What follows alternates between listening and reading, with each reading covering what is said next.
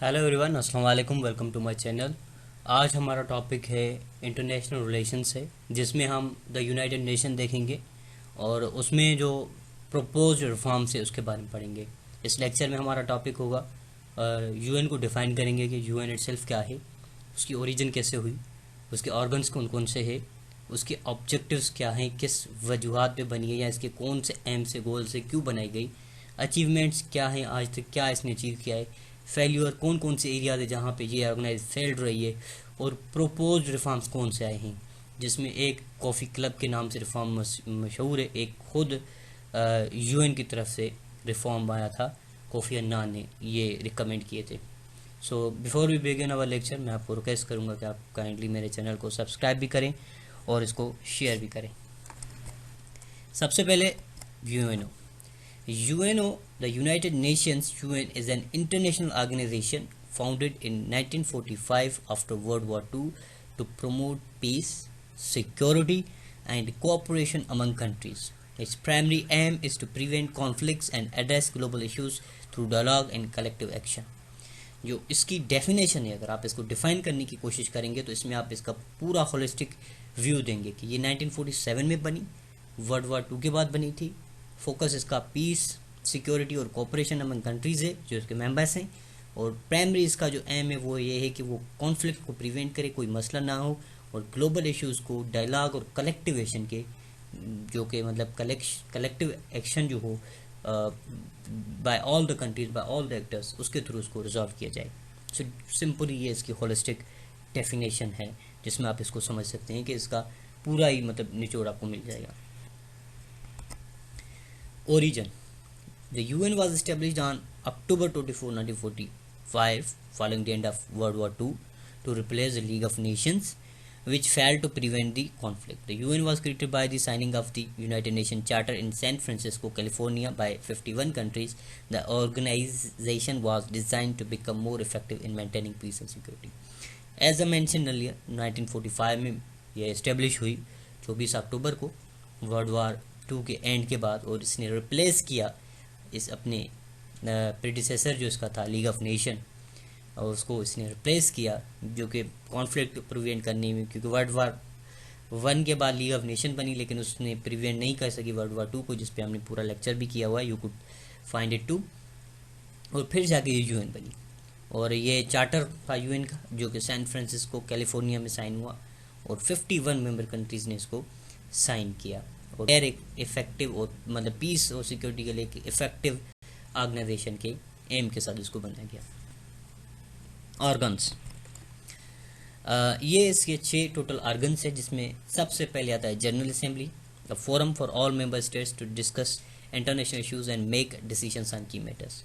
इसमें सारे member countries आ जाते हैं, जितने भी 193 मेंबर्स है करंटली, नेशनल असेंबली को फॉर्म करते हैं, सबके पास एक वोट होता है, इंटरनेशनल इश्यूज़ को ये डिस्कस करते हैं, फिर जो अहम डिसीजंस है वो लेते हैं। सो इसमें सारे मेंबर्स होते हैं जो भी है, इसमें डिफरेंस कोई भी नहीं होता है, जनरल असेंबली में सब बराबर होते हैं। फिर सिक्योरिटी काउंसिल, ये मोस्ट स्ट्रॉन्ग इसका पार्ट है, responsible for maintaining international peace and security with 5 permanent members, 5 इसके पक्के मेंबर्स होते हैं, US, UK, France, Russia, China, and 10 elected members, 10 जो है वो नॉन परमानेंट मेंबर होते हैं, फॉर 2 ईयर्स टर्म ये होते हैं, और इनके पास वीटो पावर है, और ये बहुत ही स्ट्रांग होते हैं। किसी भी अगर एक कंट्री कोई भी वीटो करता है तो वो 92 मेंबर्स के डिसीजन पे भारी पड़ जाता है। तीसरा इसका पार्ट है international court of justice, the principal judicial organ which settles legal disputes between states and gives advisory opinions. ये भी यूएन का एक ऑर्गन है जो कि लीगल डिस्प्यूट्स को देखता है, और एक एडवाइजरी ओपिनियन होता है, इम्प्लीमेंटिव या ये नहीं होता कि अगर डिसीजन हुआ जाता है तो जाहिर सी बात है पहले तो ये अपनी तरफ से कोई सू मोटो टाइप को नोटिस नहीं लेता। 2 ऑर्गेनाइजेशंस कंसेंसस के साथ जाके इसमें हिस्सा लेती हैं, और फिर जो डिसीजन भी होता है वो एडवाइजरी होता है। इसका थोड़ा सा यही लूप होता है कि इसका जो डिसीजन होता है वो एज एडवाइजरी होता है, इम्प्लीमेंटिव नहीं होता। फिर सेक्रेटरीट है, हेडेड बाय सेक्रेटरी जनरल, उसका सेक्रेटरी जनरल होता है Antonio Guterres currently. It carries out the day to day work of UN, जो भी यूएन का डे टू डे वर्क है इसको देखता है। Trusteeship council established to oversee the administration of trust territories and ensure their transition to self government, इस function are now largely ineffective. ये बनी थी इस लिहाज से कि जो न्यू टेरिटरीज थी उसको ये थोड़ा सपोर्ट करते थे, जैसे Hong Kong, I think was the last trusteeship council of UN. फिर उसको तब तक मतलब ये किया जाता था जब तक वो सेल्फ रूल के काबिल नहीं बनती थी, फिर उसको वो सेल्फ रूल हैंड ओवर किया जाता था। और अब करंटली इसका कोई भी ऐसा कोई कंट्री कोई भी ट्रस्टीशिप काउंसिल में नहीं है और ये इनएक्टिव है। लेकिन आर्गन ये आज भी है। अगर आपके पास एमसीक्यूज आए तो यू वुड से कि इसके 6 आर्गन्स हैं। Economic and social council focusing on international economic and social issues and policy. Economy के से रिलेटेड जितने भी इश्यूज होते हैं ये यूएन का आर्गन उसको देखता है। सोशल इश्यूज भी इसमें आ जाते हैं और जो कंट्रीज़ की पॉलिसी मेकिंग है उसको भी वॉच डॉग की तरह देखता है। Objectives of the UN, UN के ऑब्जेक्टिव्स क्या है? Number 1, maintain international peace and security, prevent conflict and resolve disputes through diplomacy and peace keeping. पहला मकसद दुनिया में पीस और सिक्योरिटी को कायम रखना, किसी भी कॉन्फ्लिक्ट को रोकना, और अगर डिस्प्यूट हो गया तो उसको डिप्लोमेसी के थ्रू और पीस कीपिंग के थ्रू उसको हल किया जाए। और अमूमन यूएन के पीस कीपिंग जो मशीन्स है वो अफ्रीका में आपको मिलेंगे, हर जगह पे आपको मिलेंगे। प्रोमोट ह्यूमन राइट्स को प्रमोट करते हैं। Advocate for fundamental freedoms and human rights for all people, हर इंसान को। यूनिवर्सल डिक्लेरेशन भी जो यूएन की 1948 की वो भी इस एरिया में आ जाती है। इंसान जो भी है अगर वो बॉर्न इंसान है तो उसको राइट टू लाइफ, लिबर्टी और स्पीच ये सारा कुछ है। Foster social and economic development, support global development including addressing poverty, hunger and health. अब सस्टेनेबल डेवलपमेंट गोल्स जो हैं वो इस लिहाज से आ जाते हैं कि एजुकेशन को देखा जाए, इकोनॉमी को देखा जाए, पॉवर्टी को देखा जाए, हंगर को देखा जाए, दुनिया में हेल्थ को, जेंडर गैप को, इन सारी चीज़ों को ये देखते हैं। सो ये सारे यूएन के ऑब्जेक्टिव्स हैं। और uphold international law, promote adherence to international legal standards and norms, जो भी इंटरनेशनल लीगल स्टैंडर्ड्स हैं, जो भी उसके प्रिंसिपल्स हैं, जो भी उसके नॉर्म्स और वैल्यूज़ हैं उसको प्रमोट किया जाए। एक ग्लोबल पीस के लिए इंटरनेशनल लॉ को और ज़्यादा स्ट्रॉन्ग बनाया जाए, स्टेट की सॉवरेनिटी को रेस्पेक्ट किया जाए और सारे कंट्रीज़ को इक्वली ट्रीट किया जाए। सो यूएन की ये कोशिश होती है कि इन चीज़ों को, क्योंकि कोई भी मैटर होता है यूएन तो सीधा जनरल असेंबली के बाद ले जाता है, then interfered by the security council पर, वहाँ पे वो सारा गेम हो जाता है। लेकिन ये वो रिटन ऑब्जेक्टिव्स हैं जो कि यूएन अपने चार्टर में रखता है कि मेरा ये मकसद है, या ये वो अपना ओपनली मैनिफेस्टो शो करते हैं। अचीवमेंट्स, अगर अचीवमेंट्स की बात की जाए कि क्या क्या इनकी कामयाबी रही है, peace keeping observation successfully manage numerous की peace keeping machines and conflicts resolution. Ethiopia और इरिट्रिया का आप मिसाल ले लें, साउथ सूडान, नॉर्थ सूडान का आप मिसाल ले लें, या करंटली और अफ्रीकन कंट्रीज़ में ये मौजूद है, वहाँ पे ये काम कर रहे हैं।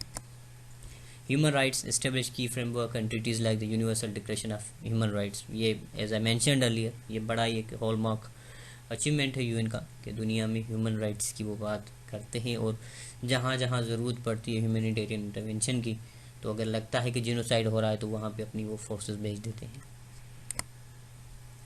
Development programmes supported global initiative such as millennium development goal, MDGs and sustainable development goals. ये बड़ी एक ओपेंसी और सगाशियस पॉलिसी है यूएन की, और जिस पे ईयर टू ईयर देखा जाता है कि कौन कौन कंट्री किस तरह वर्क करी, और हर साल स्कोर मिलता है हर कंट्री को कि पॉवर्टी पे कहाँ पे बैठे हैं, एजुकेशन में, लिटरेसी में कहाँ पे है। So these are the major vibrant achievements of UNO. International cooperation facilitated global cooperation on issues like climate change, जिसमें आप पेरिस एग्रीमेंट का मिसाल आप ले सकते हैं। फेल्यूर ऑफ द यूएन, अब कहाँ कहाँ पे फेल हुई है ये भी बहुत नोटेबल है।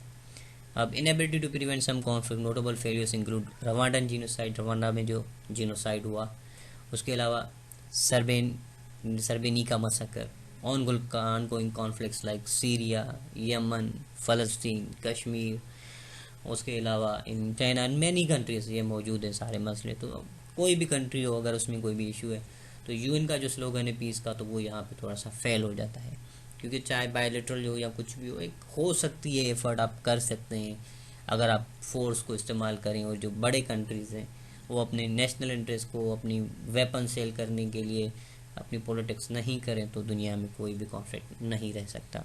तो जहाँ भी इंटरेस्ट इन कंट्रीज़ का ख़त्म हो जाता है वहाँ पीस हो ही जाता है। रिफॉर्म चैलेंजेस, एक तो रिफॉर्म की बहुत बड़ी challenges, difficulties in adopting to modern geopolitical realities and addressing inefficiencies within the UN system. अब ये सिस्टम है यूएन का, ये तो 1945 का है ऑलमोस्ट। अब जो डेमोग्राफिक और जियो पोलिटिकल चेंजेस हैं, बहुत से नए 51 कंट्रीज से अब 93 मेंबर्स आ गए। यूएन की डिसइंटीग्रेशन, यूएसएसआर की डिसइंटीग्रेशन हो गई, यूगोस्लाविया की हो गई, बहुत से कंट्रीज़ की हुई हैं, और न्यू न्यू पावर्स इमर्ज हुए, जर्मनी की रीयूनिफिकेशन हो गई, बहुत सी चीज़ें हैं दुनिया में। आज दुनिया आर्टिफिशियल इंटेलिजेंस के दौर में रह रही है, टाइम में रही है, साइंस और टेक्नोलॉजी का एक रेस लगा हुआ है।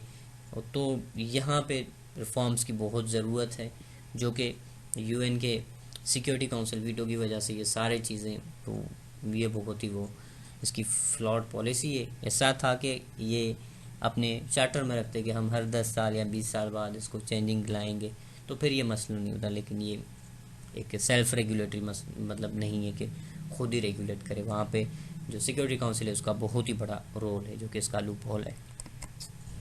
सिक्योरिटी काउंसिल डेडलॉक, अब ये मैंने आपको पहले भी बताया हुआ है। वीटो पावर, जो परमानेंट मेंबर्स हैं वो तो मतलब सारी सिचुएशन को मतलब क्रिटिकल बना देते हैं। अब कोई भी चीज़ अगर यूएस के अगेंस्ट है, रशिया चाइना वीटो कर लेंगे, और अगर इनके अगेंस्ट है तो यूएस वहाँ पे वीटो कर लेगा।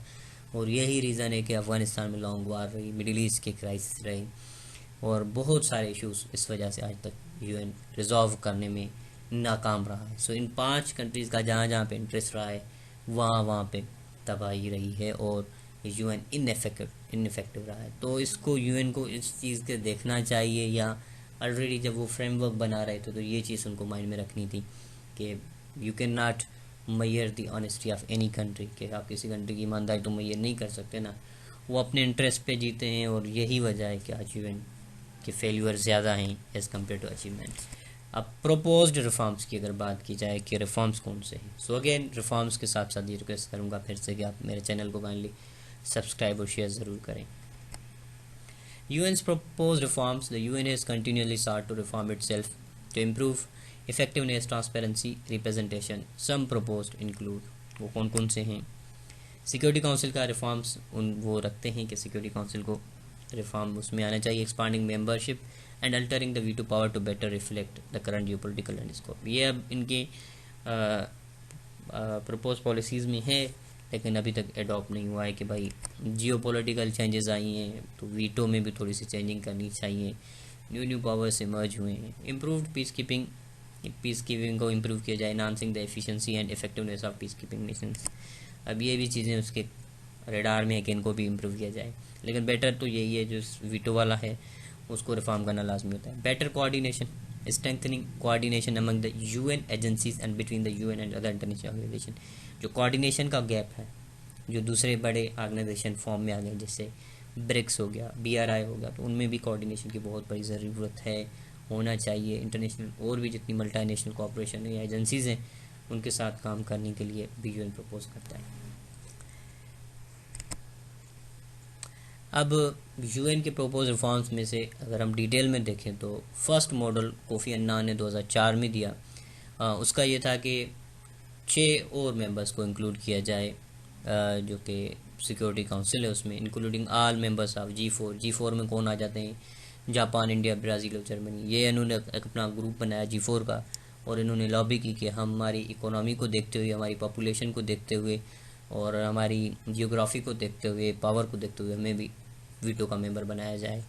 And 1 member from Arab league and African union each, और एक अरब लीग से और एक अफ्रीकन यूनियन से होना चाहिए। ये कोफ़ी अन्नान का प्रोजेक्ट था कि G4 को भी एक्सेप्ट किया जाए, और उसके साथ जो अरब लीग है, अरब इतने बड़े कंट्रीज़ बनाते हैं साथ में मिलके, और बहुत बड़ी अरब पॉपुलेशन है, और अफ्रीकन यूनियन, क्योंकि अफ्रीका इतना बड़ा कॉन्टिनेंट है, वहाँ से कोई भी वीटो का मेंबर नहीं है। तो ये एक यूएन के लिए एक बड़ा ही एक यू कुड से कि ह्यूमिलेशन टाइप चीज़ है कि होना चाहिए वहाँ से भी। सेकंड रिफॉर्म मॉडल जो है, जिसको मॉडल बी बोला जाता है, propose to include 2 categories of non permanent members, 8 new non permanent members for term of 4 years and 1 for a term and 1 for term of 2 years। अब ये दूसरा कैटेगरी है कि आप नॉन परमानेंट मेंबर को इंक्रीज करें, जिसमें नॉन परमानेंट मेंबर इंक्लूड करें 4 साल के लिए, फिर एक और मेंबर आप इंक्लूड करें 2 years के लिए हो। अब ये जो है यूएन के प्रपोज रिफॉर्म्स हैं। पहले भी आपको पता है कि यूएन क्या क्या ऑब्जेक्टिव्स रखती है। ये कोफी अन्नान ने अपना आइडिया था ये उसके रिफॉर्म्स है जो कि अभी तक अडॉप्ट नहीं हुए।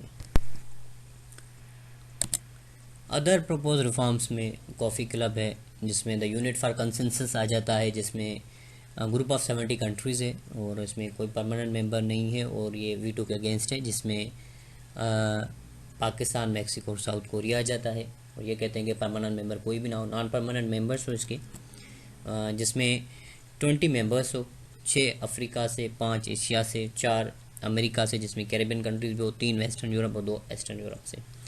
उसके साथ साथ अफ्रीकन यूनियन की भी डिमांड है कि परमानेंट और नॉन परमानेंट मेंबर हमारे इंक्रीज़ किए जाएँ, हम इतना बड़ा कॉन्टिनेंट है। और एक डिमांड आ जाती है ओआईसी की तरफ से, एक परमानेंट सीट होनी चाहिए विथ वीटो पावर। अब G4 का भी कॉन्सेप्ट थोड़ा सा आप समझ लेंगे, G4 का कॉन्सेप्ट क्या है इसमें।